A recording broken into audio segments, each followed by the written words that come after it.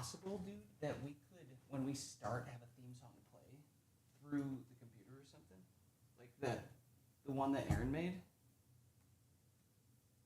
Like, is that even It's definitely doable. Wouldn't that be kind of dope? It's like during that That would be really dope. that period of time where we're just like chilling, Yeah. putting our headphones on. That would and things be- blasting. But it's got to be like elevator music. Like, or like yacht music. Yeah, like smooth jazz. I think you're right.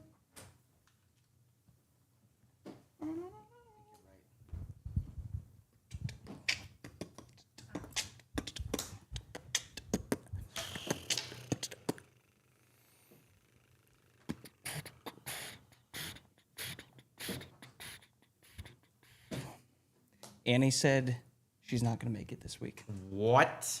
I know. And she was cryptic about it. Want to hear what she said? Yeah, what did she say?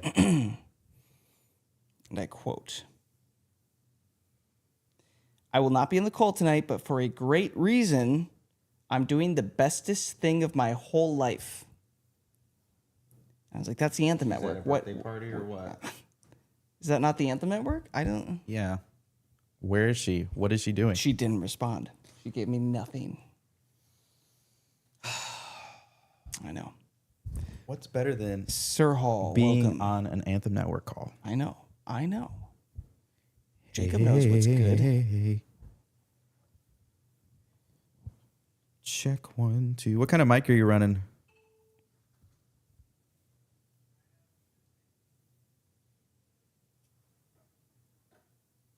Okay. I have a Scarlett at home.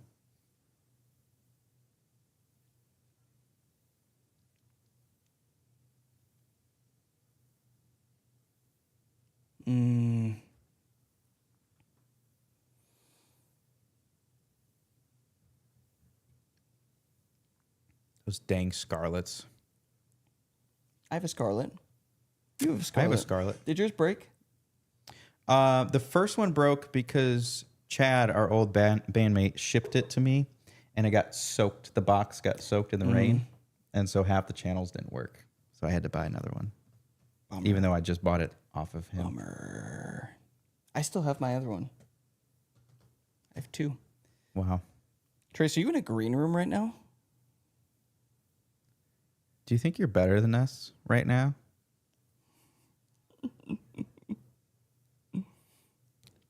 Yeah. Why is that? Ha! That's all he gets to see. I'm gonna next time write a note like, take that, Trace. So he has to look at that, look at that the whole time. Dude, I liked your piece of content where you're like getting out of the van and you're like, ugh, and then bam, you're on the stage. Stay relevant. I didn't think it was cringy. Did you think I it thought was it. cringy? I thought it was really good, actually. Gio says she hated it, but we thought it was really cool. Is that what you said? Oh no, okay. she said she thought it was We great. can just not pay her this week. Okay, we'll do it. Yeah, for her. Are they allowed to do that? Is that part of the members? They get to choose where their subscription goes to. So make sure like it doesn't go to Gio. Yeah, it's Yeah. like tithing. Yeah. Take that, Gio. There he is, Mr. Humphers. Bullying our employees. Hey, Humphers, welcome, sir. It's been a minute, man.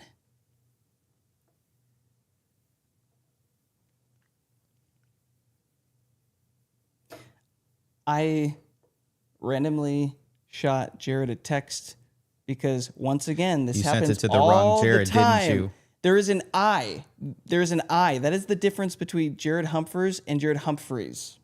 An I. We know 2 Jareds. What are the chances of that? The amount of texts that I fire off to you, Jared, and then he responds to me a day later like, hey, I don't think this was for me. And it's funny because him and I have group chats also with the other Jared. But I have solo chats as well with. Yeah. And so I was like, today, because we had a call with the other Jared today. And I was like, hey, I was about to be like, hey, man, are you on for today? And I almost texted you. Dude, it's So so weird. easy. It is so easy to do that. No. The complete opposite. He's like finance. So No. like no relevancy at all. So it's hilarious because I send Jared stock questions and then he's like, hey, this isn't for me. Like stuff like that.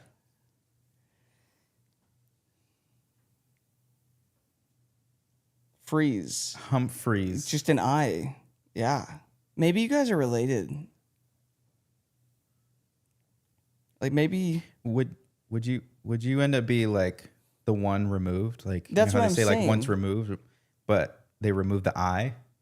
yeah. Is that what that means? Bro, you might. We should connect them in a text thread so that they can know. That would accomplish a lot for them. I think Trace is at camp. Are you at Ridgecrest, Trace? You might be busy.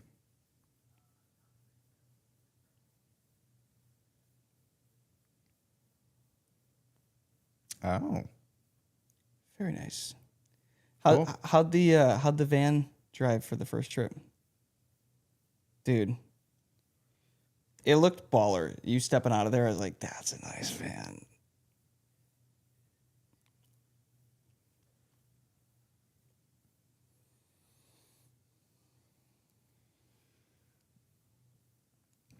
Really?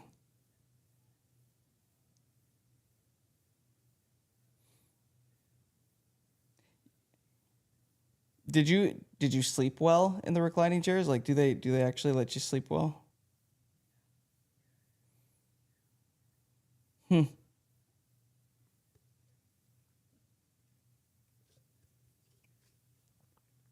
Oh, I believe it.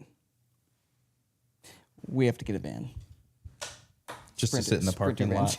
Just so we can go live from the van. Dude, and then no one would ever know where we technically are because we'd just be in the van, and then we get out and we're in Trace's front lawn. We just drive to everybody's house. Yeah. Yeah. Yeah, they would just what? Surprise interviews that they can't refuse because we're in their front lawn.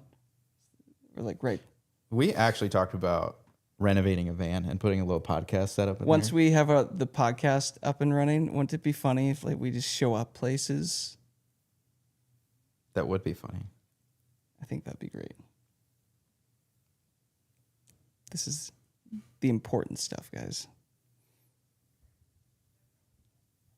Yep, just hey, Annie's not here tonight, not gonna so be she here. can't enforce first hour versus So we can make second fun hour. of her. Yep. That's the rule. That is the rule. Who else we got on here? Jason Knight, welcome, sir. Good to see ya. We got Amy in the house. Rocking it. Welcome, Amy. And just like that, somebody bounced. Humphreys is gone. Oh, he's back. Well,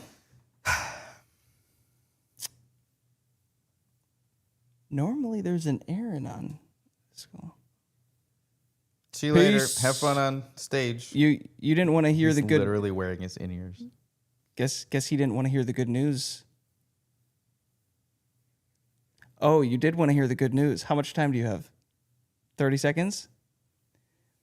Trace, I decided last week, I don't know if you saw that post about how I'm always seeing your icon visible on the network whenever I'm on there. You're putting in work. Yeah, so we're awarding you a gold star, Trace.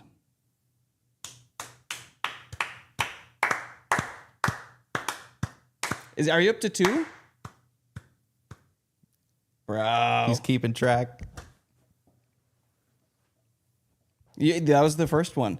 No, for real. Guys, like, it is something special for me to spend a week and a half working on courses for hours and hours, and every time I look over, Trace is the only one there with me on the school at like 1 a.m. putting in work. I'm like, okay, this guy's doing some stuff.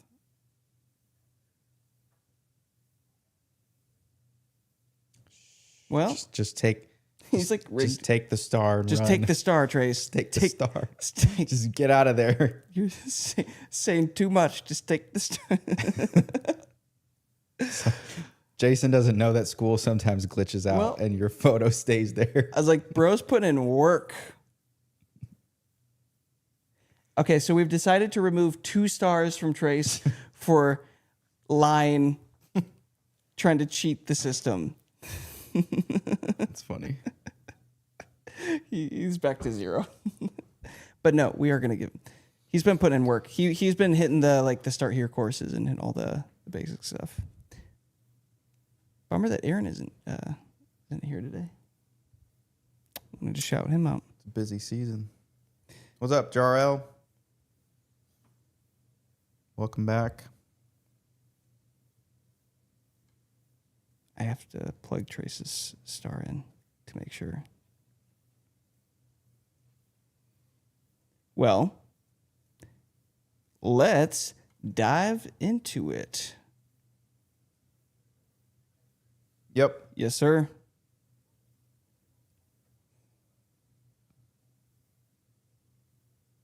Welcome. Well, we got a little bit of a smaller group tonight. This will be good. I don't have to deal with the traces anymore.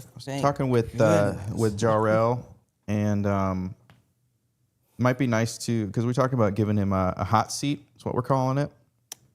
Yeah. Where we plan an upcoming week where we just highlight an artist and just break down your whole strategy and everything. But not to put you on the spot, we could do it a different week, but I know we talked about doing that. Are you on your mobile phone right now, or are you on a desktop, Drew? You might be on a phone. Got Oh, no, you're you. good. We could plan another week. Okay. But just wanted to plant the seed for everybody. If you ever want us to Yeah. break down what you're doing, Yeah, it could be we could easier. schedule a week. Yeah. I don't know if you can tell, but when you go mobile vertical, you don't actually see us at all. It just goes down the middle. So that's kind of one of the drawbacks. Well, I was hoping Timmy would be on the call tonight because he had 2 really good posts in the community that I wanted to dive into with him. He's busy. Wait, huh? Yeah, he's busy. VBS. Isn't he a little old for that? What's the age How did he cutoff get on in? VBS? Security comes like, sir, you can't be here, man. Well, guys, how is all of your music journeys going? Anything that you're currently working through that is worth chatting about?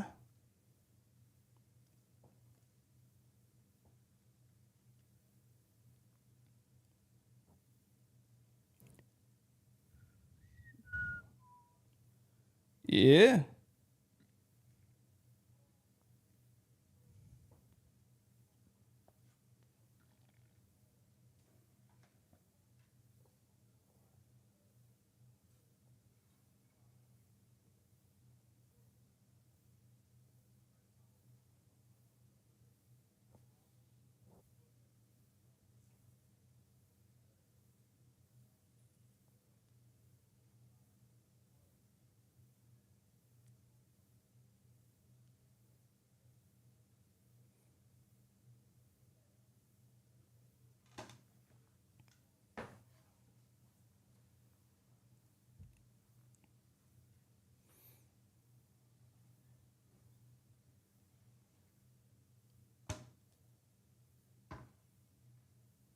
Cool.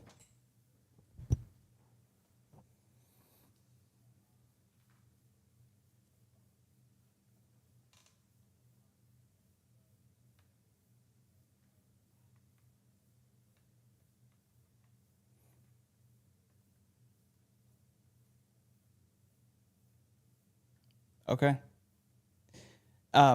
So Jarrell this week, he posted 2 different names that he's considering right now for his music career. I don't know if you guys all saw that. The first one is his name, Jarrell Michael. And then the second one was His Disciple.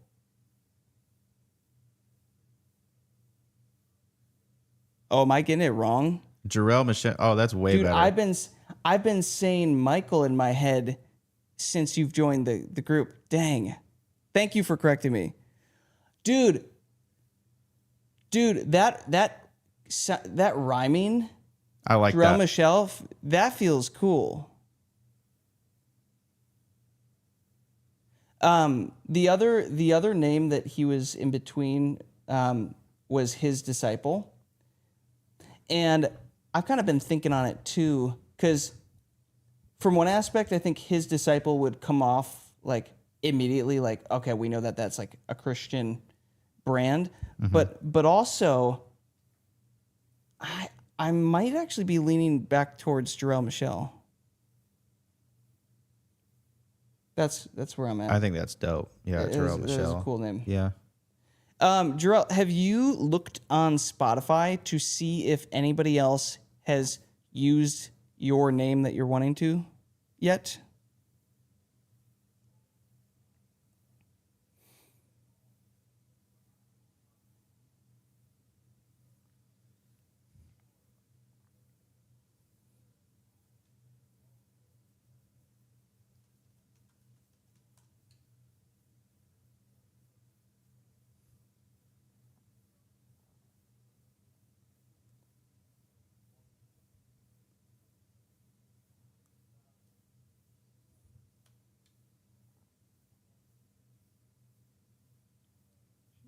You should share your screen.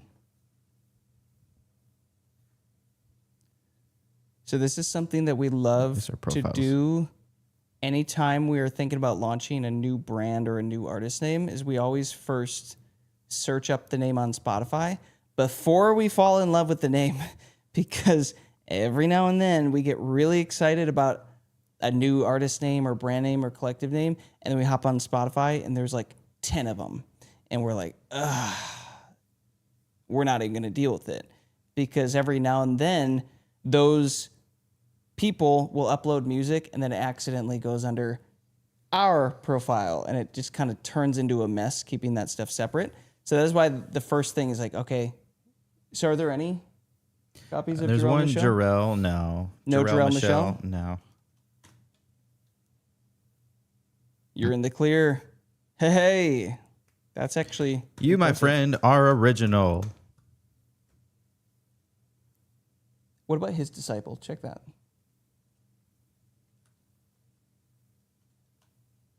Did I spell it wrong? Nope. Disciple. D-I-S, is it? Is it dis? Yeah, Isn't it disciple. D-I-S-I-P? It's an I instead of an E. Oh.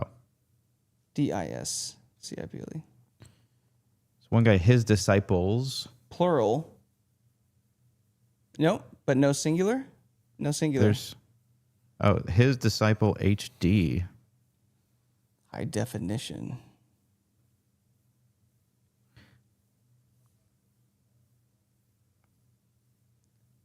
Did you release a song under that?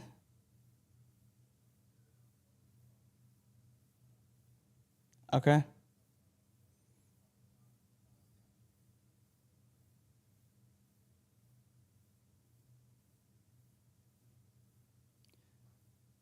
Okay.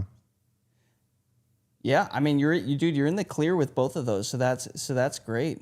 That's not often that both of the or all of the artist names that you're in between are available. So that's huge. Okay, so that's one aspect. That's good. Was there anything else that we're going to touch on? Well, seems like the next step would be get a release on there, and then after that, get your profiles claimed. What we usually do is like we'll drop like a song, so that we can get Just one single. just one single, so that we can get the profiles claimed after that. Yeah. Yeah. Because one thing that kind of gets looked over is making sure to get the profiles claimed on all the major streaming platforms. A lot of them get overlooked. The amount of artists that we know that still don't have Amazon Music claimed or Apple Music and are only focusing on Spotify, or maybe haven't gotten YouTube music and everything cleaned up. Those are the big four right away. So our strategy is always, okay, if we have the name, if we have the brand, we know what we want to do with this, we're going to get a single out as quickly as possible so that we can lock in the name, claim all the profiles. So that's usually our strategy. I did see that it looks like you're starting to work on mapping out the upcoming album or upcoming project, Drew.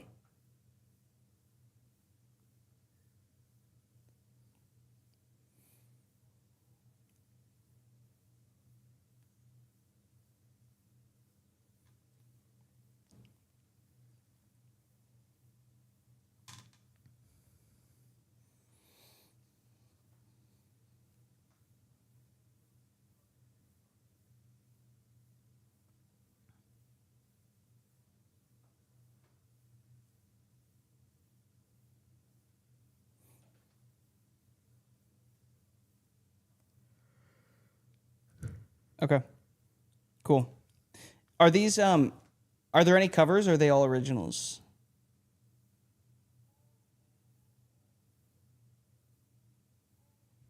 Sweet. At first I thought Peace Be Still was going to be the who does that originally? It's a worship song, isn't it? Well, I know Lauren Daigle did a version of it. Yeah. I don't know if she wrote it. But. Cool. Well, dude, this is exciting, and it's kind of funny, man. Like, yes, the prepping and like all this stuff is good, but there's also an element of, man, just getting one of those songs out there and starting to do the thing, and then like figuring it out as you go can be another element to it. So I guess maybe take that as you go too. It's like not necessarily aiming for the brand to be perfect. Yeah, it sounds like you just have to just being willing just to go in a direction. Take a shot, see release if it works, the song, yeah. claim the profiles. Do you have, I don't think you mentioned production. Are these all in production, or are these songs that you've written and that you finally got them written down? Cool.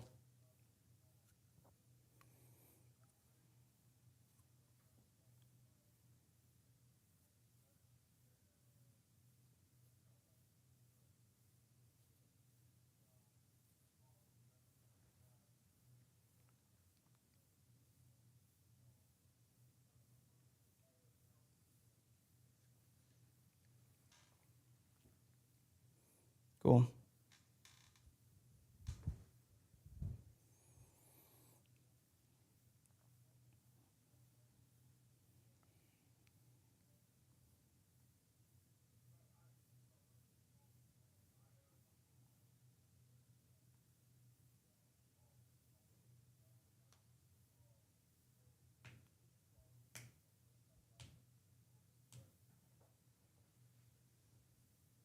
Cool.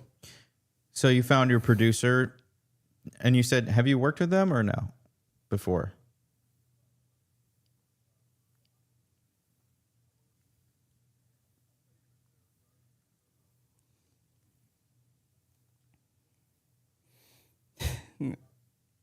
Yeah.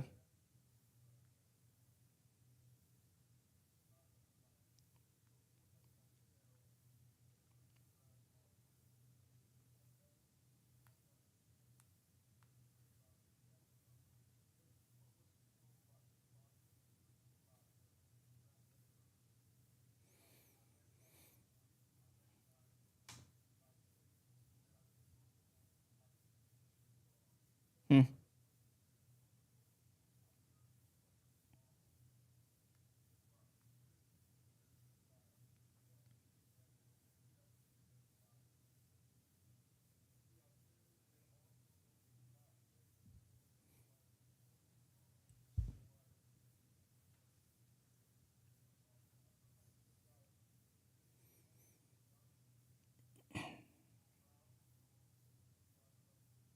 Yep.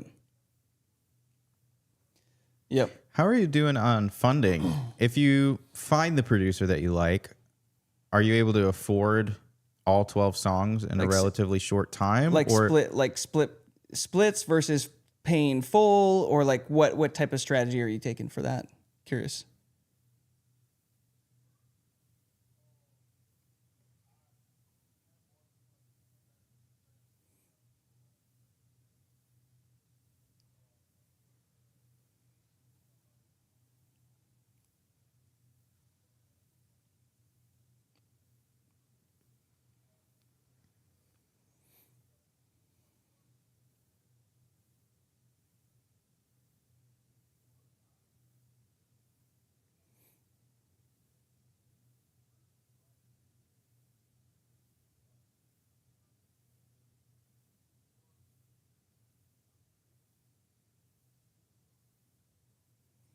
Cool. Cool.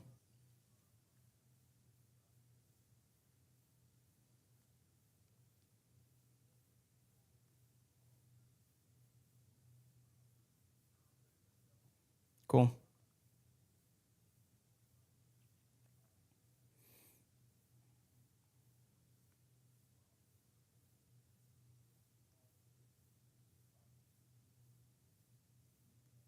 Okay. okay. Cool. Yeah, that's a big part of it. Yeah, it sounds like. Go ahead.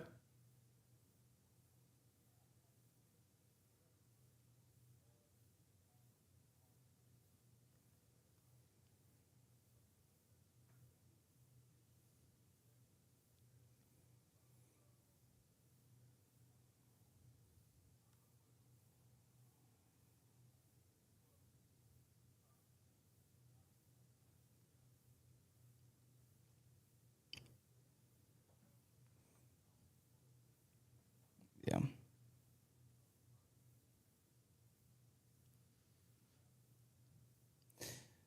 And it might be worth reiterating this again too.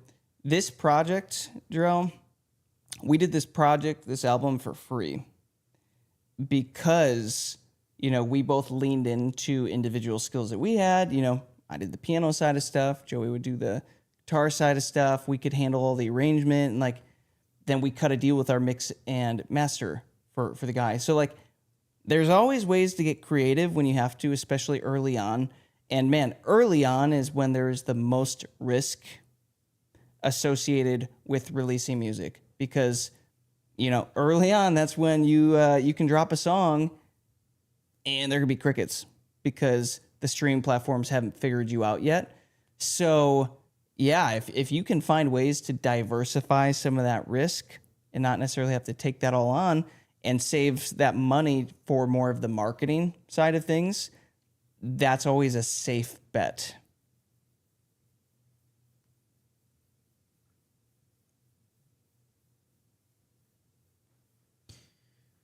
It also sounds like you need to find your guy too, your producer.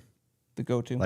Find your, because for us, we did a handful of projects with our mix master, and we would send him piano, guitar, vocal stems, and he would put it together, maybe add a little shaker, a little percussion, and he would polish it up, and he would take a split of the final track, and that is what we did for a couple albums. And so if you can find somebody that's willing to work with you, then you can actually get into a rhythm with executing on these 12 songs. Yeah.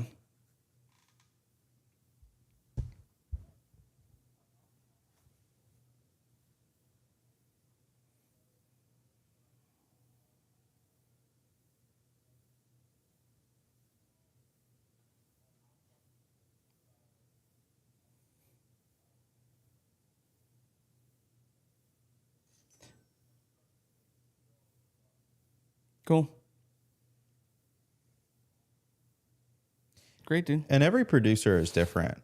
It's kind of like a band, like bandmates or songwriters. It's like you have to find the person you vibe with. Yeah. And every producer is different. They have different musical tastes and experiences, and you might vibe with a different producer. And sometimes it just takes a couple tries to find the person that gets your sound that you're thinking in your head.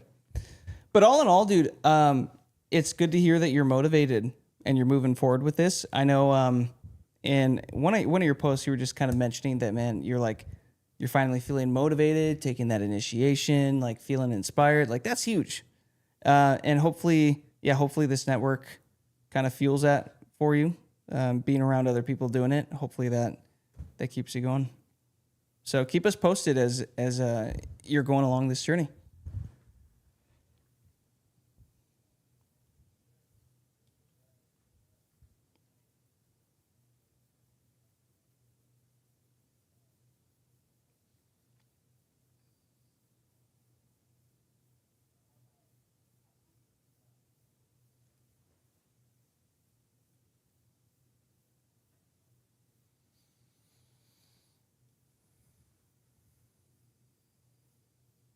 Yeah.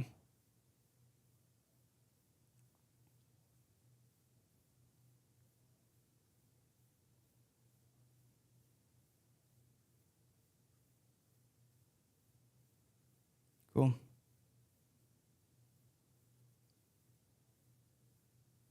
Back at you, dude. We're glad you're here. Glad you're here, man. Well, okay. Anybody have any thoughts, observations on that? Otherwise, I think it would be fun to hear what you've been up to lately, Mr. Humphers. Because I know that we left off like a month ago and you were talking about a music book potentially that you're writing and then leaning into actually taking more lessons and leveling up your piano skills. And I know you're also releasing a lot more solo stuff now. So it'd be good to hear kind of what you're up to.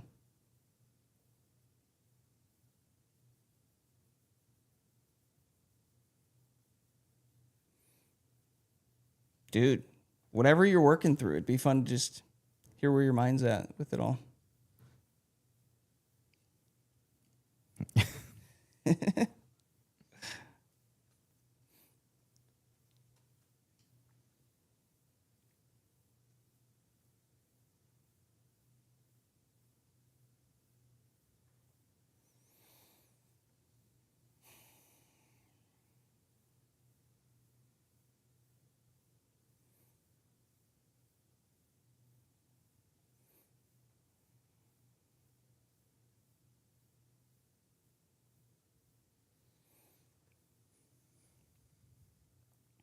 Cool.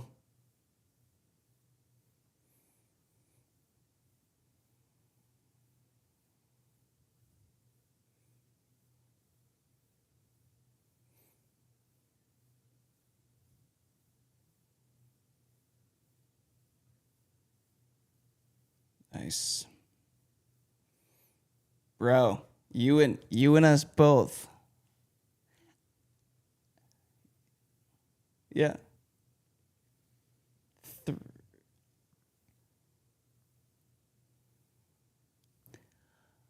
You know what? I don't think I ever got to take. I think Theory I only got four. I only got through 2. I Yeah, might have only didn't- gotten to. Stopped at 3.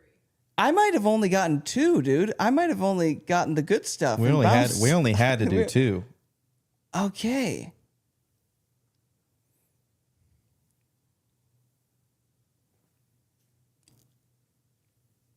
Yeah.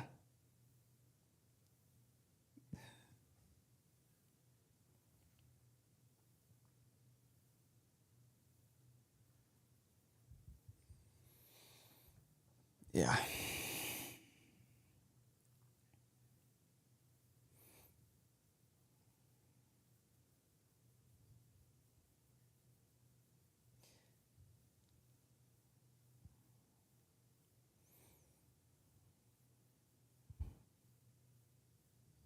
Nice. Yeah. Bro, You you're gonna say exactly I what was I'm gonna say gonna you say. should Okay, you say you it. should connect with David Green. He is in this group. He is kind of running parallel with you. He's been doing a lot of instrumental stuff with us. He actually is just jumping on as like a face and member of Words Fall Short. You and guys are like Amplify. have been working like in parallel with the piano key stuff. You didn't actually say what I thought you were gonna say though. I don't know what you're gonna say. I was gonna say, bro, you need to start a school group. That too. Have you considered it?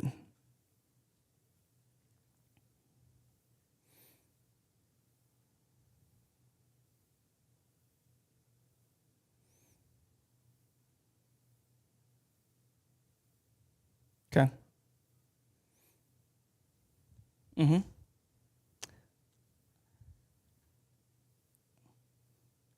So, dude,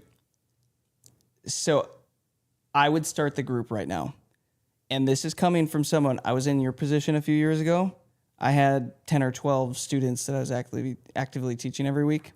And I wish I would have started that, because not even to make it live right away, so that when I get done with a lesson, I can take the ideas from that and work on the course while it's all fresh. And it's only like $10 a month to start the school community and start to be able to not make it live if it's not ready, but at least start moving stuff around and plugging information in and strategizing on the courses and getting your photos ready. Because you could spend a few months like getting all of that worked out. But bro, we just actually had a call tonight with a mentor of ours who were helping him set up his school community as well. And we were saying like, bro, you've got such a community of people already that love you, respect you, are all in with you. That is when you want to get video testimonials where you say, hey, can you guys just pick up your phone and give me a quick 30, 60 second, hey, are you getting anything out of this? Is this good? Like, would you recommend my services? That's where you really start to build the marketing, because now I haven't taught lessons in a couple of years. You know, I occasionally have a couple students that hit me up for lessons over the weekend and stuff, but now I don't have those relationships as solid because I haven't kept up with them in 2 years because I moved. I left the state. So now it would be more difficult to reach back out and say, hey, could you all give me a 30 to 60 second testimonial? They're like, who are you? Oh, Jason, it's been a minute. Why are you, like they probably would because we had a great relationship, but see how it's less convenient now? Like it's less of the obvious thing that makes sense. So if I were you, dude, I would look at it like this, like you are in the early stages of prepping and building what you could turn into a very successful online lessons platform, and you could still do the in-person stuff. You don't have to stop that. You use them as the guinea pigs, and the courses and the layouts and just like the testimonials and building everything and trying new things out. I think you're sitting in a spot where you would be really grateful for yourself starting that now sooner than later. Even with listing like this book that you're working on and your number system, bro, it's literally built for this.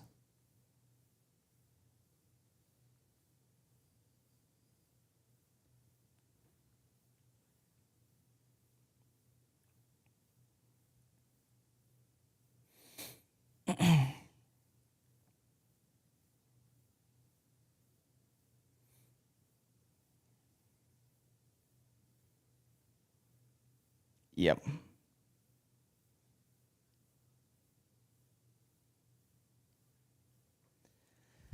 Yeah.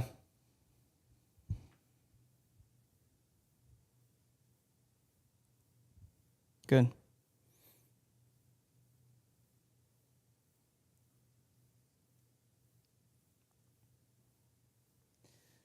Yeah. You wanna know the phrase that comes to mind right now? I think I brought it up on past calls. Bloom where planted. It's like, okay, maybe I don't necessarily want to be the teacher, but also I really enjoy it and I'm already doing it. This happened to me, dude. I wasn't looking to teach lessons ever. Like that wasn't the thing that I was actively excited about. And then someone reached out and said, hey, can you teach my kid? And I'm like, I got nothing better to do, sure. And then another referral. And pretty soon I'm like, I'm actually enjoying this. Am I a teacher? I think I'm a teacher. This is fun. Like, so I would encourage you to lean into that, dude, because I know firsthand you have the skill sets in this area with the work that we've done with you, with the collaborations and such. Seems like from our perspective that this is in alignment. So yeah, I would consider going for that. And if you do decide to do that, reach out to me or Joey, and we'll help walk you through the process, setting up the account, because we're actually looking for a few more people in the community that we can walk through from the early stages and like help you guys develop and create your strategies around it. Because there's a lot that goes into it that we've learned over the past 8 months of running this school group. So there's like a lot of little things that, if you can get it right initially when you set up the group, it saves you a lot of pain, a lot of headache. Have I told you about my school group, Jared? Have you heard about it? Okay. It's sort of a big deal. Everybody's heard about it. I have the exact blueprint. Just copy it for piano. Actually, though. No, he actually does. Worship guitar mastery, just same thing for piano. Yeah. And it depends on how big you want to, or how much of a job you want this to be. But you could replace a good chunk of your income by doing a community group rather than trying to fill up your 40 hours a week with lessons. You could do really well with lessons, but your time is very demanded. And if you can start a school, then you can maybe only do a couple lessons a week, one-on-one, or none at all, and you'd have a community, and it's still built around the knowledge that you have. Yep.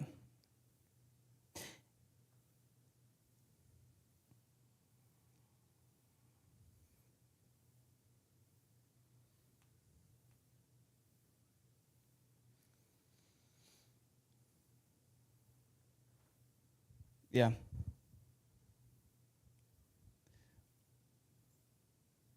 Well, do you have fans? Like people, yeah, you have a fan in your room. Great. Glad you're staying cool. One right there too. 2 fans.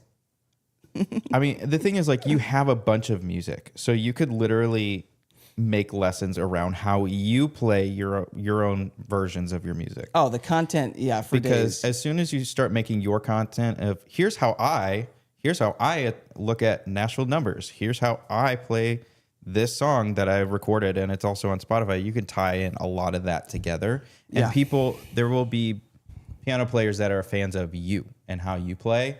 And it's the same thing for me, like on guitar, the way that I play, I put my own twist on a lot of these popular worship songs that people have to learn anyway for Sunday, but I just add my own little twist at licks, things, whatever. And then I end up having people that want to learn how I approach the songs. So guys, I don't know if you know, so Jared's been crushing on Spotify for a while, and he's done a lot of collaborations, and we've done a lot of collaborations with him, and he's done some with some other people too, and it's kicked off quite a few millions of streams across this music. So like it definitely has done well, and like you have proof of concept here. So that's the exciting thing. Like you have proof that people already enjoy your music and like the music, and the brand alignment for being a solo pianist. I think I said that wrong. For being an artist though with that, and then also leaning into teaching, like that community can easily blend those two things together so well. So I think you could crush that. To answer your question around how to make it personal, right? And not just, oh, I'm going to buy your course and then, okay, I bought the course. Let me ask you this. Would you say that the Anthem Network has a personal touch to it, or more of the, I'm going to buy your course and disappear? No harm. Say whatever you want. We won't be offended.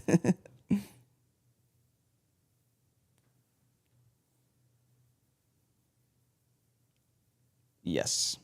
And that's the whole point of these calls. And that, as well as the community section. If you're ever active in there, and look, we are active in there pretty much every day. Anybody that's posting and commenting, we will get back to you quite quickly and have a great conversation in there to solve the problem. Those are 2 ways that separates this school community group from a typical, oh, go buy my course. Well, they go buy the course, but they never have an interaction with you. It's just the recorded stuff. So that is why I would say the school concept, this community concept, we can walk you through exactly how we approach it, what we do, but there are ways to keep personality, keep relationships in it. And personally, I think that's more fun anyways. And what ends up happening is like you have your PDF, obviously, and you have your courses, but the community becomes the product. and the courses and the PDFs are just support for that. Yeah. Something you get as a part of it. Have any of you realized yet or come to the realization that, oh, yeah, okay, so like we come to the group, obviously Jason Joey, they know what they're talking about, we can get the results, they have great courses, but also like I'm starting to get to know everybody. It's kind of fun showing up to these calls and seeing everybody, and it becomes another benefit that you do not initially think about just because you're able to gather a group of like-minded people together with similar interests that want to do the same things in life. We have a little. So, dude, I think you could crush it. I would encourage you to jump sooner while it feels wildly uncomfortable. And again, it's really darn affordable. Where like, bro, you could spin your wheels for 6 months and give up, and it's like, okay, it was like $60. You know, it's not the end of the world. Just food for thought.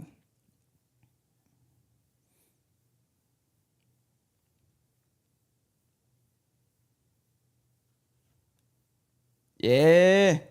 You're what? You're worried so far?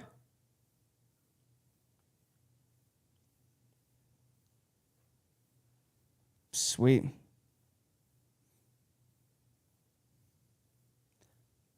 Did you use Joey's strategies? Fantastic. What did I say? I don't remember what I said. It was like setting up just two angles. Oh, yeah. Mm-hmm.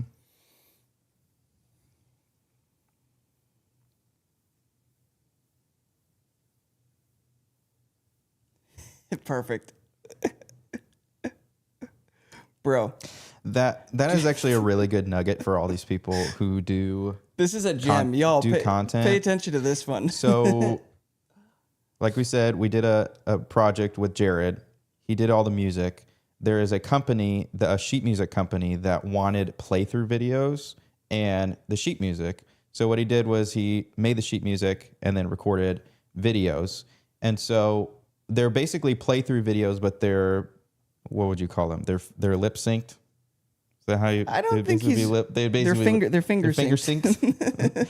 So what we had him do instead of like a full-fledged music video was just record 2 different takes, different angles, and then if you made a mistake in one of them, odds are you did not make a mistake in the other angle, and then when you're editing, you just flip it to the other one, and so now you have 2 options. And if you mess up in both of them, then you ideally you don't want to mess up in both. Put a little peaceful B-roll.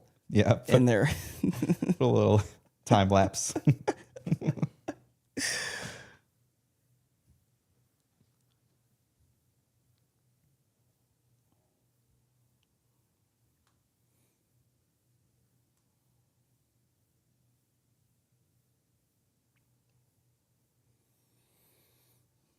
Cool. Dude, your music is super complicated. Like his arrangements is like it's wild. It's not so like when I play piano, I typically lean into like patterns. So like there's different approaches. I kind of lean into more like the patterns where I know that I'm gonna be able to remember that pattern. With Jared, it's like super like just flowing. Like I don't know how else to say it. Maybe you have a better way to say it. It's orchestral, is that the? It's super complicated. Yeah, super complicated.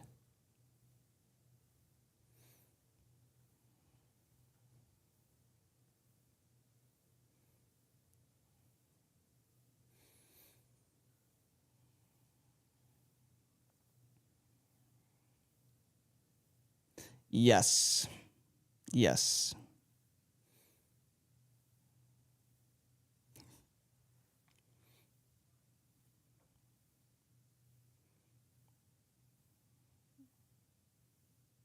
Mm-hmm. Oh, dude, there's like an album that I need to go back eventually and do the performance video for, the First Words Fall Short album, and I'm like, bro, I don't even remember playing this. Like I'm at the fake the whole thing. It's just me neck up, cut off. Yeah, just locking eyes with the camera.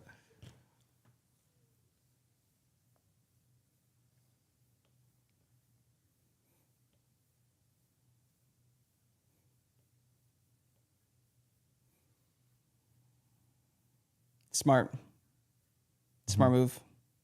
Yep. Smart move. We have a question for you, Jared. Coming from Amy. Jared, how do you record your keys? Live piano or MIDI?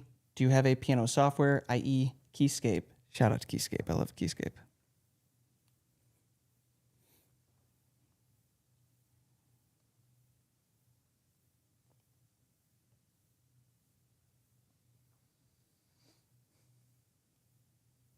Nice. Is that the full 88? The red one. Is that the full 88 keys? Okay. Yeah, I got the Stage 2EX for travel, but like there's something about having the low notes that's really nice. So I am a little envious. Yeah.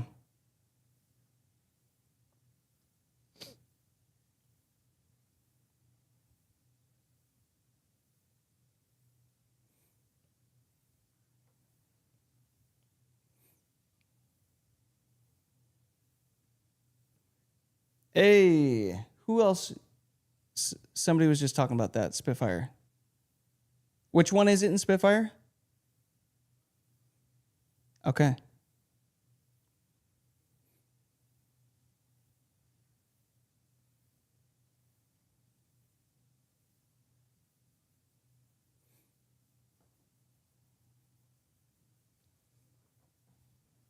Okay.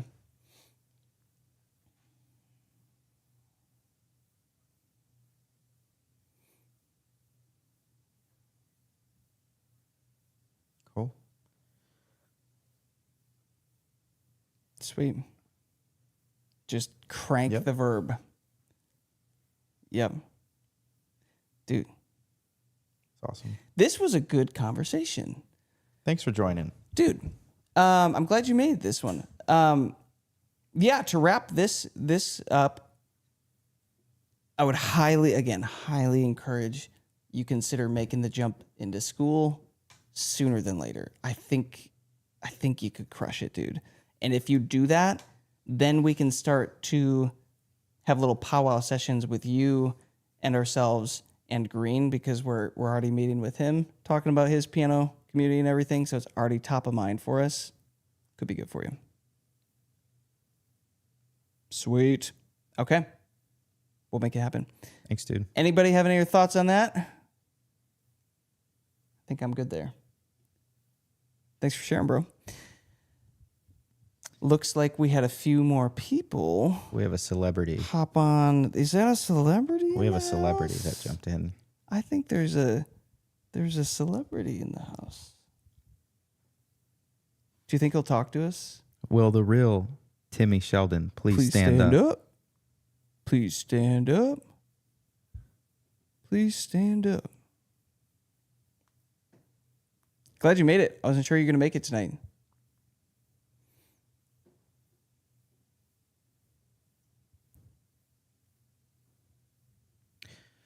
Speaking of which, do we have a rehearsal, or are we just showing up, or are we just sending it? We're sending it. Okay. You're playing for VBS too? Yeah, I'm playing on Thursday. What the heck? You guys are Everybody's you guys are all welcome. Gio, are you in the back doing the hand motions again? Oh. Oh, you got demoted? She got demoted. She's the Nick Cannon. She gets up there and The MC. Yeah. Dude, so I don't know if you guys have been paying attention to the community section of the network, but Timmy has had some really good He's had a roller coaster. posts that there's technically like 3 that we can get into, which are really, really good. What is this? Oh, Jared, did you post the oh, sweet. For those of you wondering about the Splice instrumental soft piano pack, that's free. That one's free, yeah? Sweet. There you go, guys. You can go download that. That's gonna be clutch if you want a freebie. Thanks for sharing, Jared. Let's talk about the first post about Content popping off. Timmy getting his first video to pop off. It's exciting.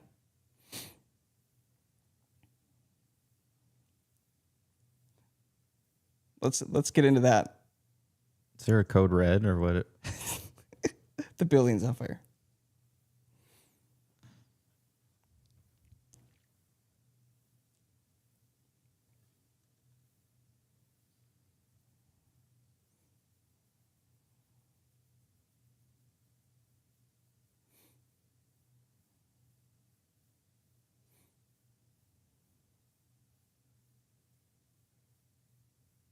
Hype girl?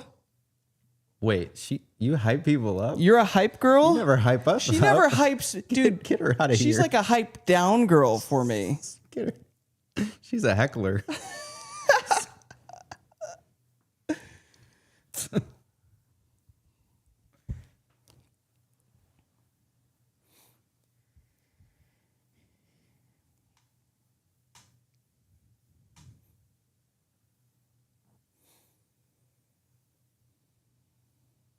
Cool. Put some pressure on yourself. Nice.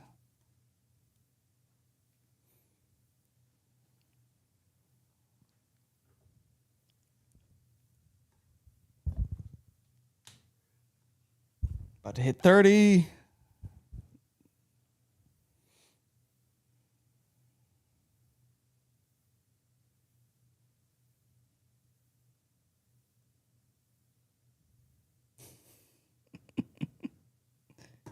This is a cool shot. There's a story arc here.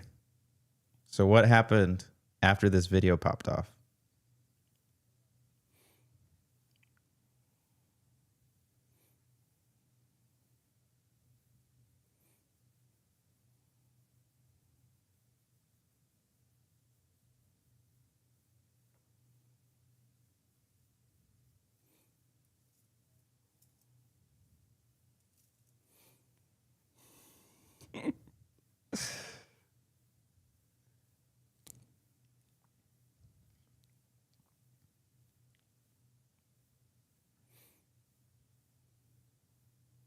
Oh my gosh.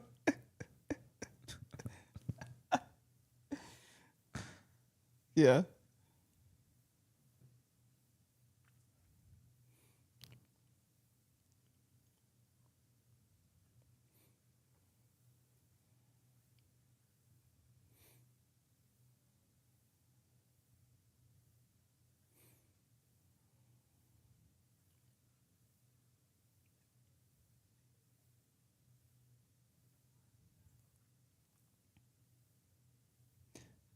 She had a good one. Yeah. What did she say? Here, let's see. Oh.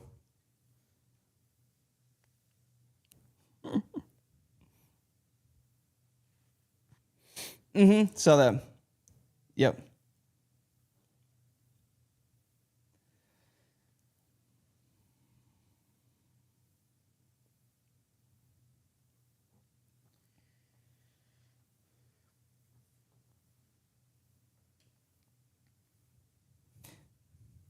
Jason Knight, gotta love the keyboard theologians.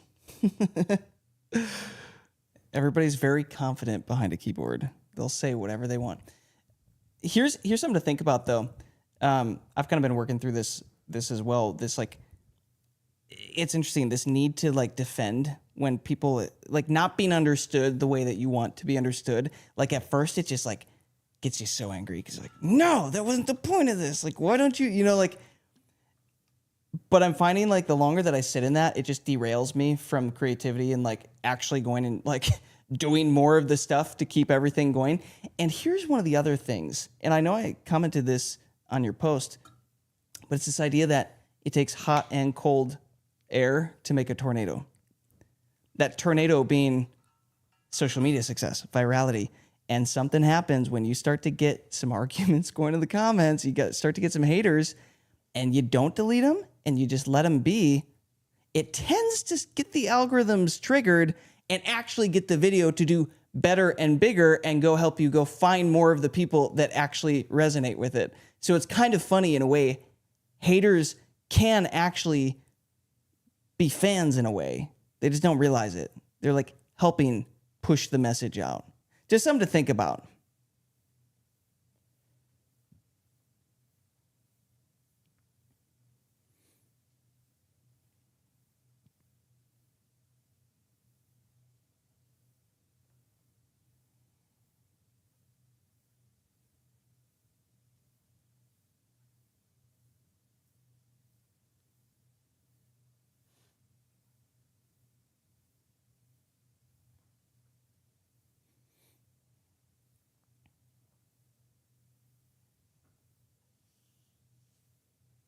You waving at me? Not you.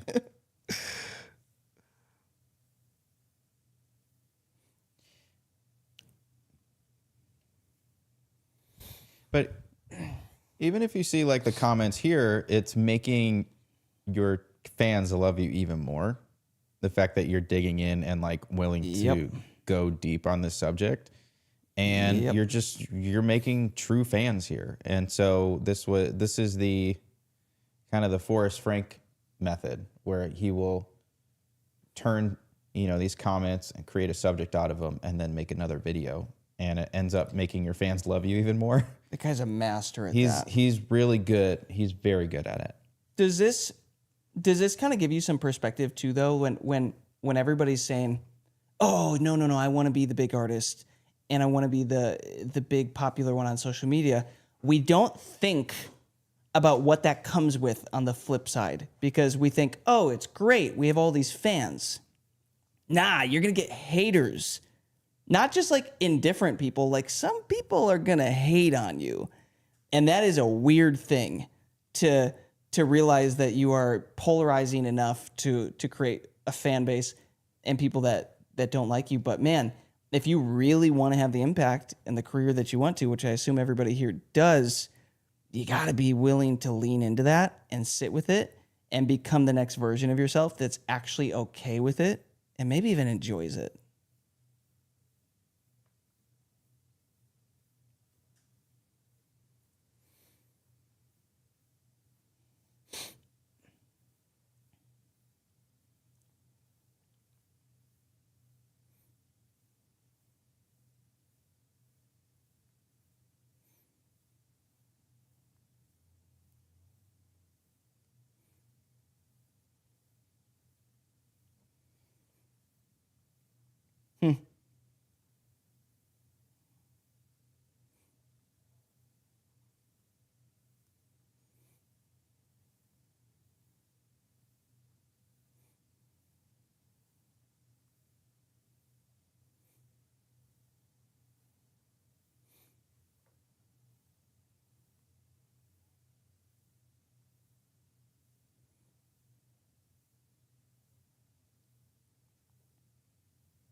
Yeah.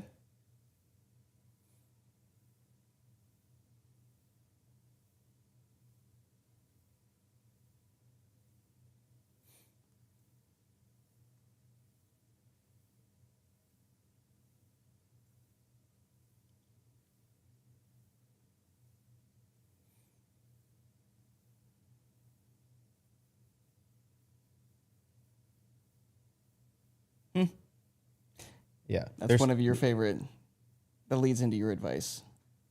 Which one? The That one you- where that I you say I posted. try to turn him Yeah. into a fan. Yeah. Yeah. Some people just like want the attention, and they're just being mean because they don't know what they're doing. It's true. And so if you just give them attention by like They crumble. even just responding back to their comment, They backpedal even real if you're quick. not, like if you're not being hateful back. Yeah. And one of the things I said, and I think I said this to Sylvia one time when she was talking about, this was maybe a couple months ago, when she got mean comments, is just like try to turn them into a fan. Be like, hey, thanks. Maybe you didn't like this song, but maybe you should try this song. And then go send them into a different song. Go listen to this one. Yeah, like, and maybe they will be fans just because you responded to them. Yeah. Oh, you hate that one too? Go here, try this one. At the end of the day, it's like when you see the comments, somebody took the time out of their day to like write that. And I'd almost rather have that than zero engagement. And Because then people don't care. People 100%. clearly cared about your song. They either didn't like it or they loved it.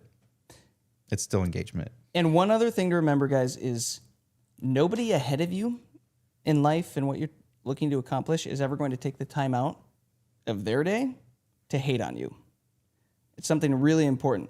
Joey and I, you're never going to find us in the comment section It's hating on other people. Mostly us. Going through your guys' It's just us under fake accounts, just antagonizing Timmy. No, you're never going to find us because it's a waste of time. Why would we take our time and energy and focus to go hate on somebody and pull somebody down from trying to do something that they're meant to do? You know what I mean? Like, that makes zero sense. Joey.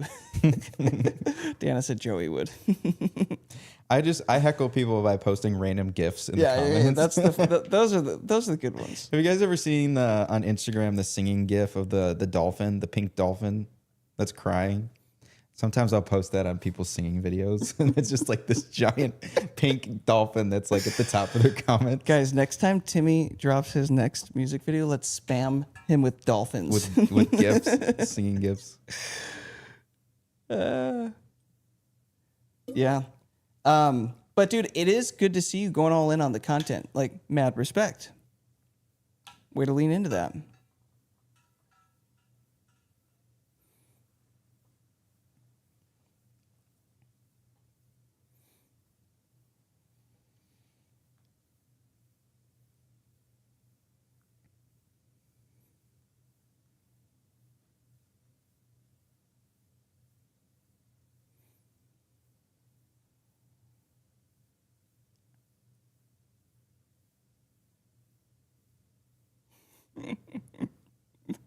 Violent worship lyrics. Violent worship lyrics.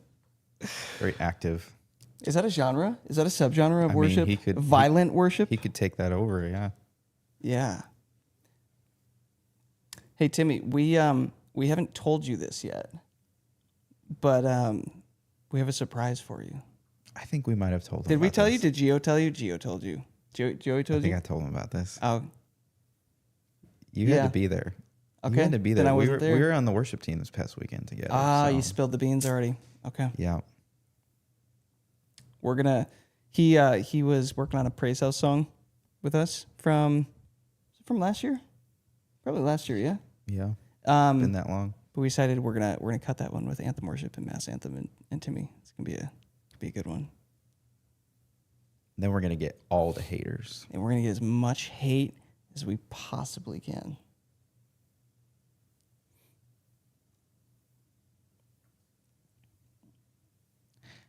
Hey, Get the sloppy wet you can blame kiss us. crowd.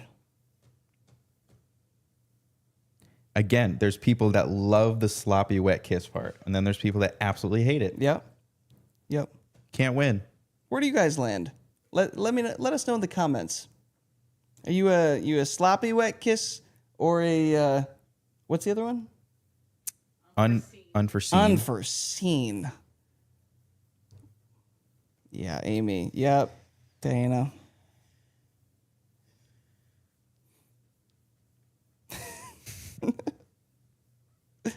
It's art.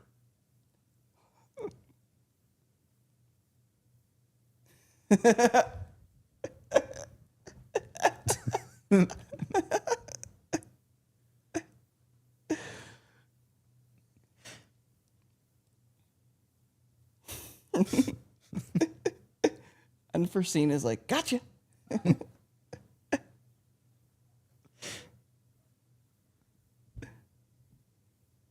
Shoot, dude.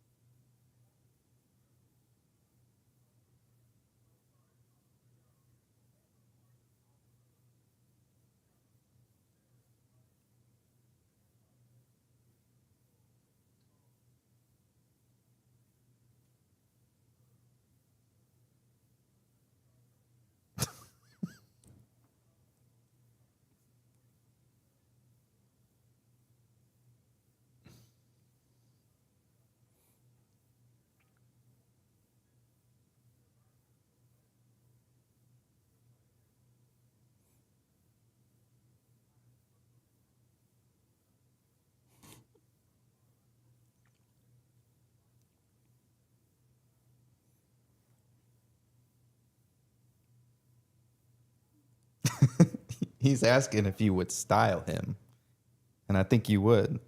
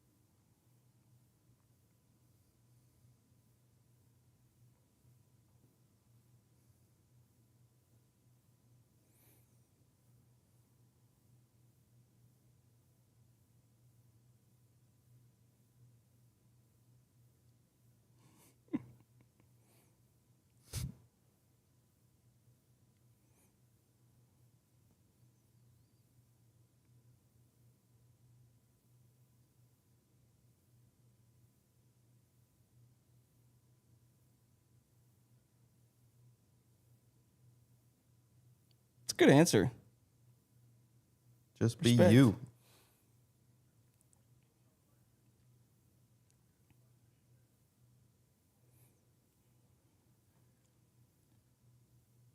Yeah, I think you just gotta own it, man. Just got to own it. Own who you are. That's good advice. Well, good to see. Good to see you going all in, dude. Like seeing the content pop off. I hear we're gonna potentially do something cool with the song at your church, like a live band effect or something. That'd be cool. Content.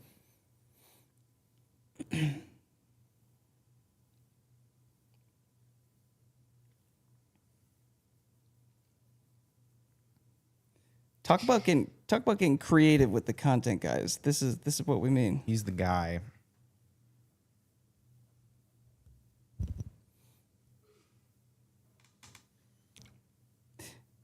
There's one more post that you had in the community that I think is worth chatting about. Hey, looks like Alex popping into the call. Welcome, Mr. Zimmerman. This is a great time for him to join. This is actually the perfect This is a fantastic time for him to join. I'm going to read Timmy's post. Throw him to the screen, por favor. Nice. Labels and contracts. Bringing up a question I feel like some of us may want to ask or know for the future. I have had a few opportunities to potentially sign with some labels since being in Nashville, but I don't know if it's right for me or how to even tell if it's a good contract. How can you tell if it's a good deal or a contract, and who should you stay away from? We decided to save that one for the call because that is a heater. Could we get a little more information around these opportunities to sign with labels? What kind of deal are we talking about here?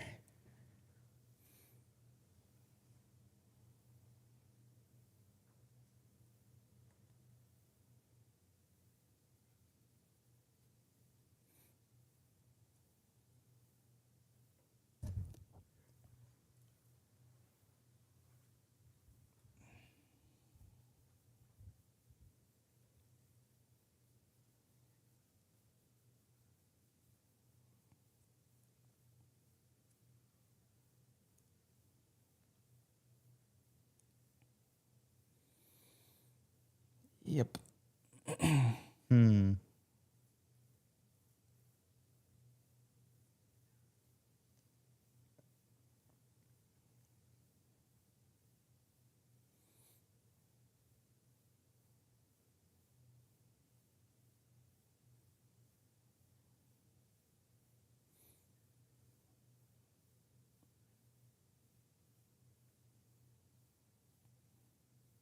He's not a nepo.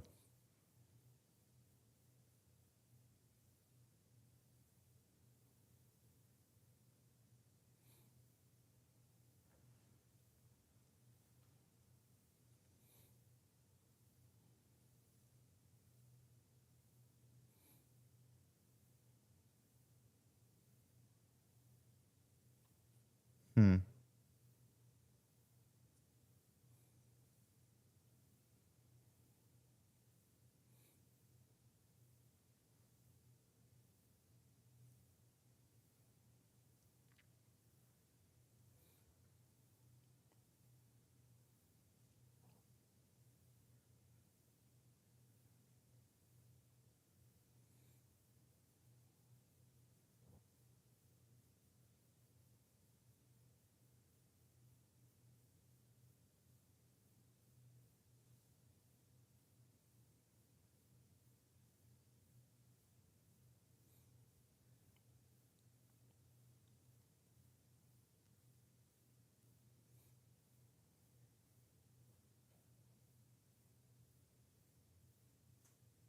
Mm-hmm.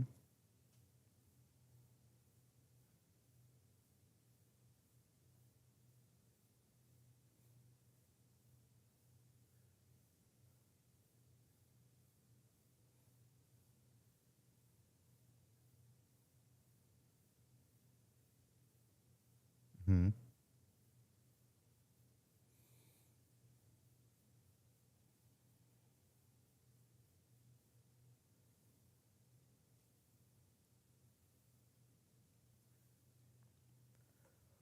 Yeah. And it's going to say, that's the best answer that, have you ever You're so right. I couldn't agree with you more. Yeah.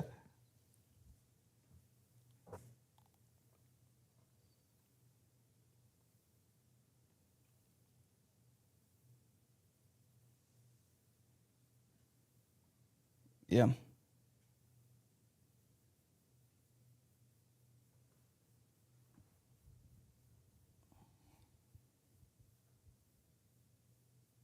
How many of you on this call does that resonate with? How many of you have wondered this same thing or been thinking this same thing regarding contracts and potential label deals? Just like a raise of hand, maybe. A little raise of hand emoji. How many other people? Yeah. This seems to be a pretty common one.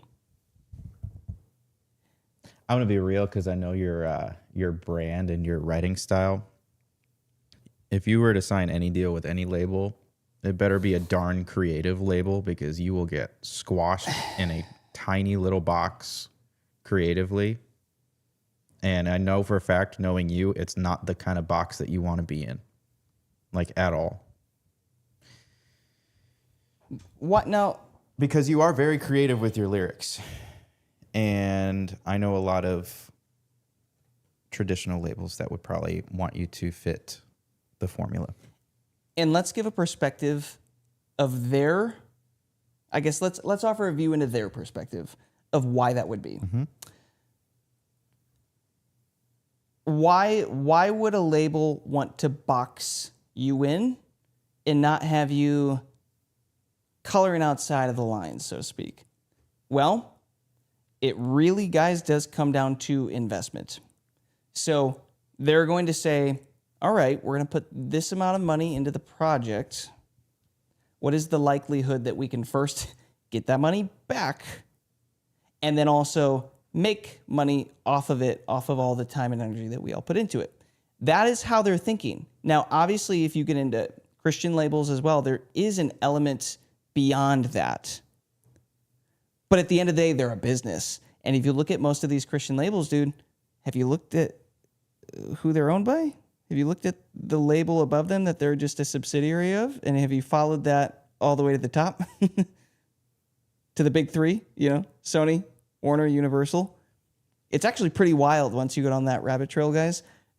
We learned that over the last couple of years of like, oh my gosh, this big label? Yep. Okay, they're owned by one of the big three. And we've been in situations where we've thought both ways. We've thought as an artist and we've thought as a label. Yeah. Because putting in your guys' shoes, if you had to spend $50,000 or $100,000 on somebody's project,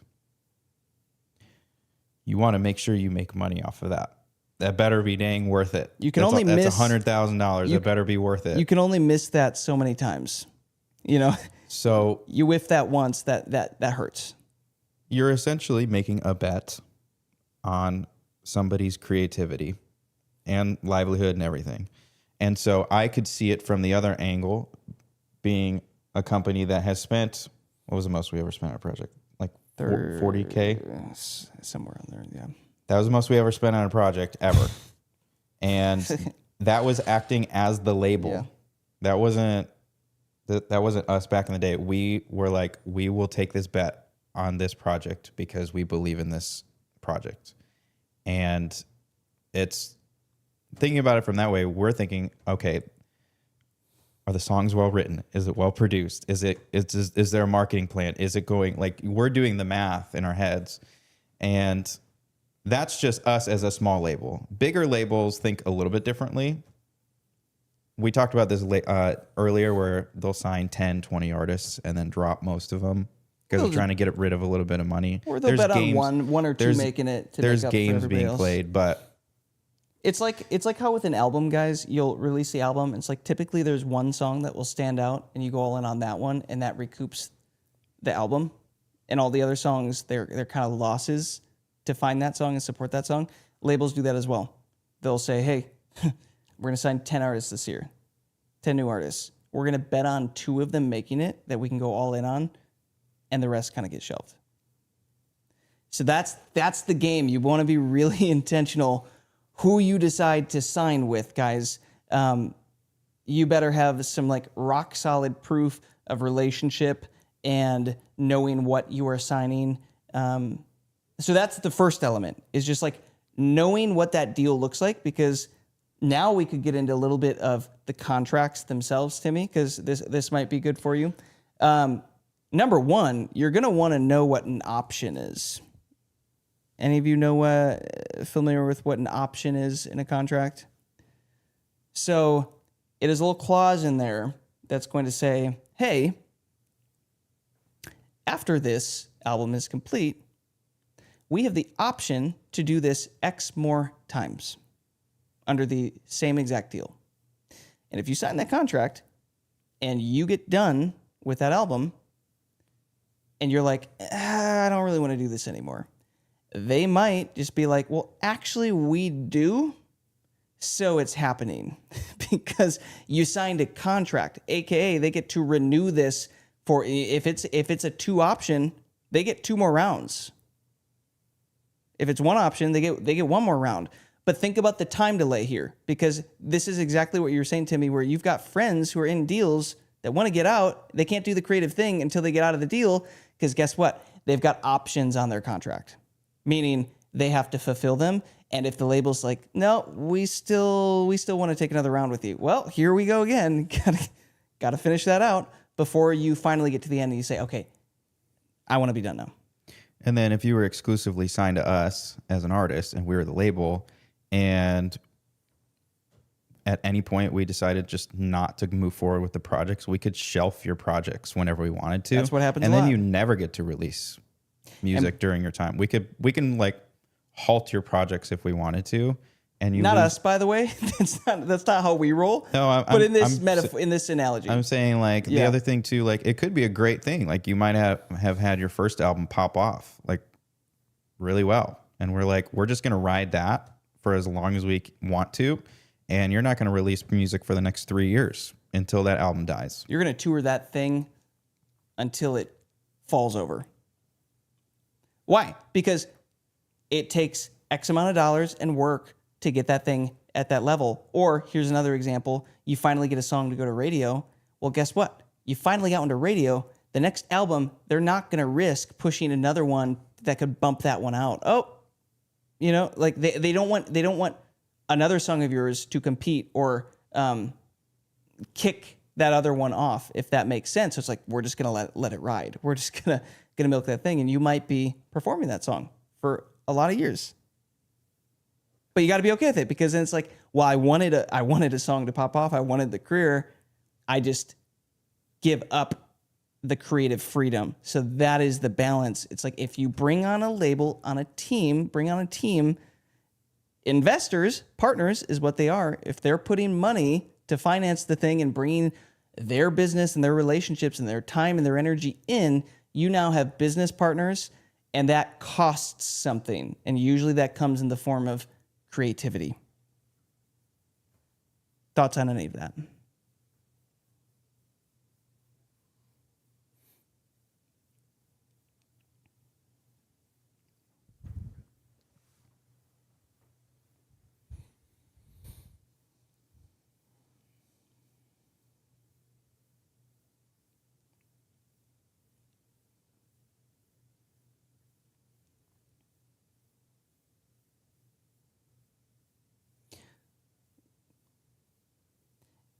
And the other thing too, I think we were talking, you and Timmy and I, about possible like publishing deals, like writers deals, getting signed to a publisher as a writer. That's another box, because now somebody's paying you an advance, and you have to show up, and they tell you to be creative when they want you to be creative. And you will write with these people at this time and have this many songs that we want. Like, it now becomes very transactional with your music. Go be creative, go do it. And now it's like, now you feel forced. Like you have to produce a certain amount of songs a month or a week or whatever. It's like clocking in. Yeah. But again, like even those deals are not fair. Like you might have gotten a $50,000 advance or something, but like they have to make all that money back. And a lot of them are written in a way for that never to recoup. Yes. So let's talk about that for a second, because this is one of, I would say, the most important things in contracts, guys, is to look out for the type of recoupment that they are doing.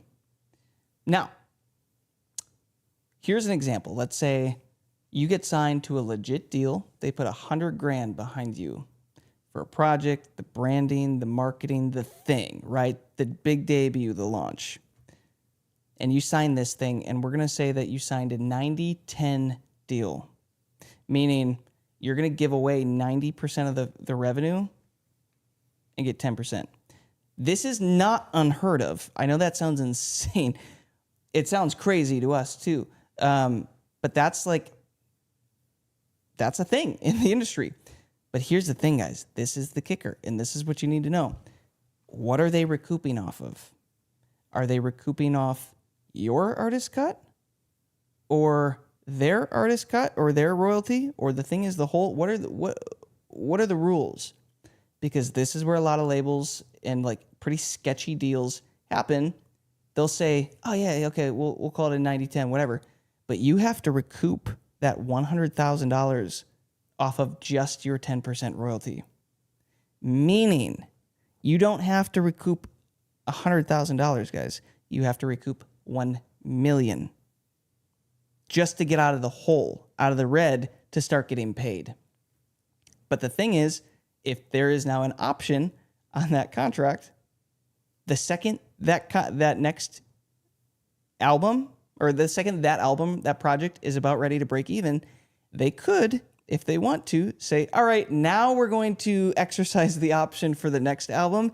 And if the deal is set up that it's all lumped together for recoupment, well, congrats, you're in another $100,000 of debt, and now you have to recoup another $1 million, meaning they can keep making money off that project and kind of like keep you. And this is how a lot of artists get stuck and get shelved, because they do not know what that looks like, how to spot that in a contract, and then they get trapped. Plus, if the song does well and they want to keep marketing it, they can just dump more marketing money on it, and that gets added to your total. So let's say you finally have a song that's starting to pop, and it's about to finally like recoup everything, and they're like, nope, we're gonna dump another $30,000 into marketing on this.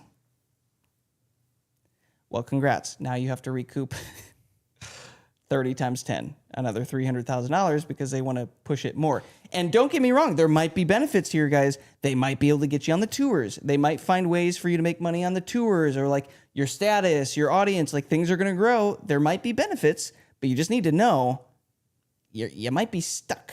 You know, you might not be the one that gets to call the shots here. And then where that puts you in is you either run out of money from your advance and you need more money so they can loan you more money just for you to live off of, or that plus touring is your only hope of making an income at that point. Until that full project recoups, then you're making money off your royalties. And we have talked with lots of managers in the space, lots of artists in the space who, in Christian music, by the way, guys, with these shiny record deals that everybody wants, right, that they dangle in front of you, where they are in so much debt that they don't even try to get out of it anymore. They just say, well, we might as well keep going and use them for funding for the next project and try to make all of our money off of touring and merchandise. Big artists, like artists that get a lot of radio play, are in that situation.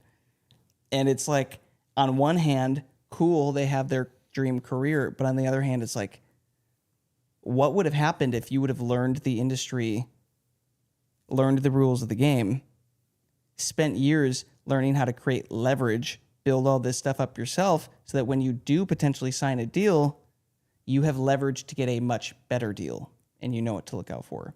So this is the dangers of jumping into contracts, agreements that are long-term too early on in your career. Because if you don't have enough leverage, you're not getting as good of a deal. That's it. That's the game. But talking about leverage, and if Alex is available, he would speak into this too. But especially with social media, and if you can build up your leverage through social media, your streaming, what is becoming more and more popular are licensing deals, to where you own all your music, but you license them to a major label and they still work their magic on the music, versus them just owning all of your music outright, like a traditional label deal. Any thoughts on this, Alex? If you are free washing dishes? He might not be. He might be not. Is he? Bummer. And that was just label and publishing deals. We haven't talked about distribution deals. We haven't talked about management. There are so many different ways that artists get tripped up with different people. And guys, these aren't just little things. Like, for example, these are errors that if you make early on in your career, they aren't just, oh, it's fine, I'll get out of it. It's, this might cost you the next 5 or 10 years of your career if you can't get out of it. Or this might cost you a really, really big paycheck that you have to give to them and go take out a loan from the bank to get out of the deal, but now you're in debt over here. This is why the network is so valuable and so important. If you guys are ever getting offers or opportunities to sign deals and contracts, stuff like this, bring it to us. Let us see it. We'll review it. We're happy to. That's why the network exists. We'll tell you what we think.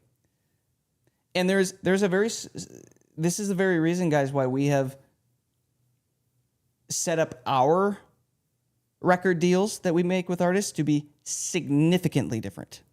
Like, infinitely more power to the artists. Not pulling any of this sketchy stuff, these crazy recoupments, anything like that. Like, this is why we've been the artists, right? We're like, we don't want that deal. We'd prefer this deal where everybody gets to win and have more flexibility. So just something to think about if you guys ever do get an offer. I would encourage you to make a post about it and ask us to look it over. Any thoughts on contracts? It's a good chat. It's a good topic.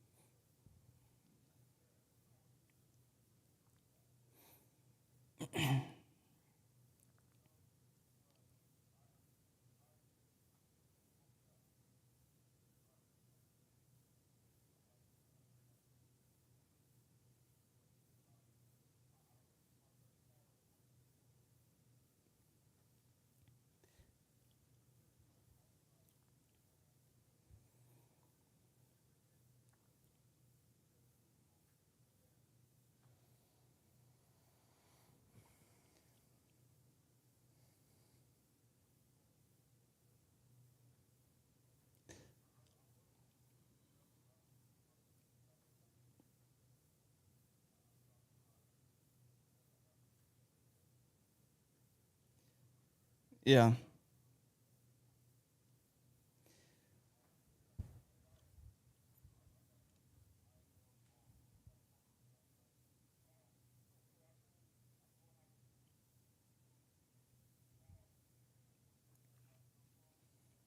Good.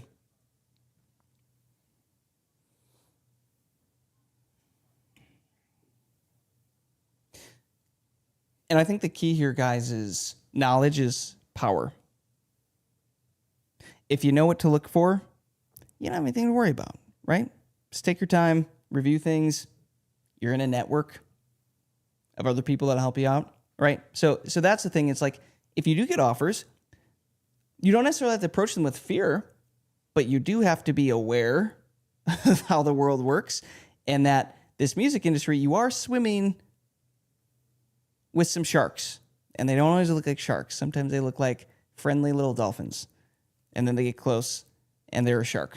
There's blood in the water. And we've been talking only about Christian music. This is just Christian This is music. Christian music, guys. This isn't. We haven't even gotten into some of the crazy stuff that happens where the Christian label decides to not pay out the advances that they agreed to and not keep up with their royalty payouts. And now they've got their artist bringing lawsuits against them, and they're going to make the artist spend a ton of money and fight them in court to get the things enforced back. Like, guys, this is Christian music. Mind-blowing. So just be really, really intentional. And the whole point of this network, guys, is we're giving you all the tools and the knowledge and the power. You can have a very successful independent career if you learn the business side of things, the streaming side of things, the marketing side of things, all this stuff that we're weaving together in this course curriculum. You can do it yourself. You can have 1 million monthly listeners yourself. You can have a project pop off yourself without having to do this stuff. So you just have to decide, to choose your hard, as they say. Choose your hard. What's harder?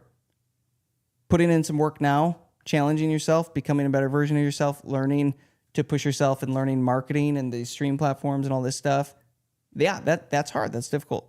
Or delay the hard, sign the wrong deal, and now your hard is you're locked into a deal that might derail your whole career. Choose your hard. Which one?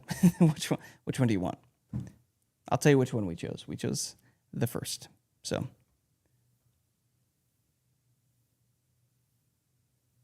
good stuff. Anybody else getting deals sent their way they're having to look at? We have a fun fact. We have a what's called an Anthem clause. Have we ever told them about that? I don't Or think some of so. our artists, after they popped off with one of our projects and then other labels wanted to get involved too, we have an Anthem clause where a paragraph is written in that at any point they can always collaborate with us outside of their contract, no matter what. It's kind of cool. So you can get creative. And this is the last point that I want to bring up about contracts, guys. The rules are, there kind of are no rules. Everything is negotiable. You think that, oh, this is the deal, I have to take that deal that they offered me. No, everything is negotiable. Right? And that right here, I think we just got, Jared, don't be afraid to ask for something either. You don't just have to say yes or no immediately. If you want to ask for a better split, do it. The worst they can say is no. You never know what you can get. Yep, absolutely. Absolutely. So just keep that in mind. We'll have to cut this one up and put it in the contract section. In the course, once we. I can give another example about real estate that I picked up. So my parents are in a neighborhood where they got letters from basically just like house flippers. Oh, yeah. And so it's kind of similar, it runs in parallel to the music industry. House flippers will send letters completely lowballing, chopping at the knees of what the house is actually worth. And the thing is, they'll send 100,000 of them out, and they only need a handful to really make their money. So when you buy something that's like half the cost, let's say you buy a $500,000 house that you lowball them at 200,000. Well, if they get that deal, you already made that much money like immediately. Yeah.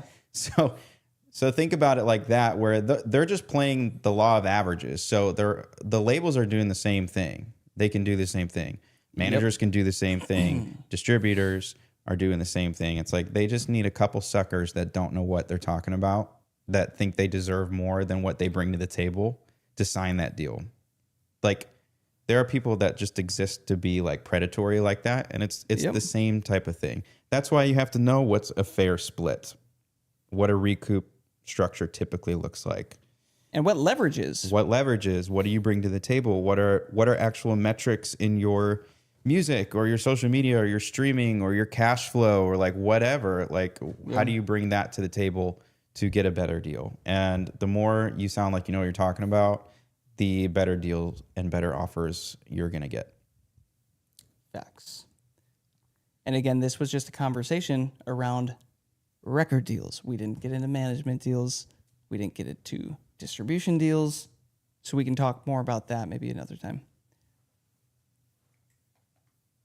This was a very negative note to end this call on. Everybody be afraid. Go team.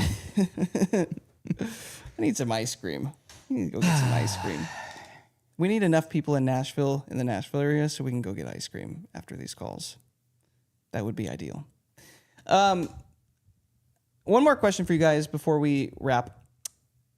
Is there anything that you are hoping to see in the course curriculum that is not currently available?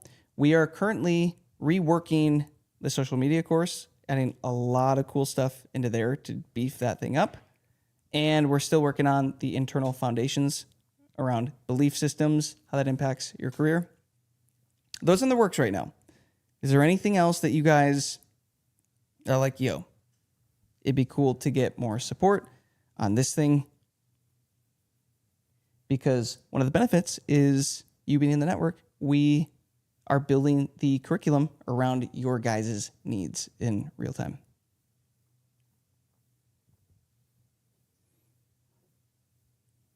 Info on sync licensing would be cool.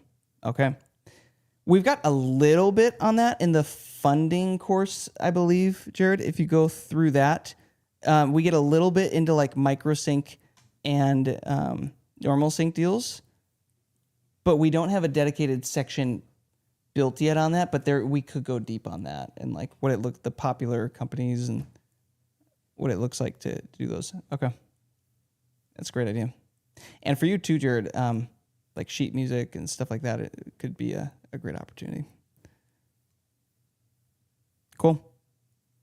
Well, I guess we'll wrap it there, guys. Hopefully you all got more value than the time you took to hang out with us. Great chat. Thanks for hanging. Go. Go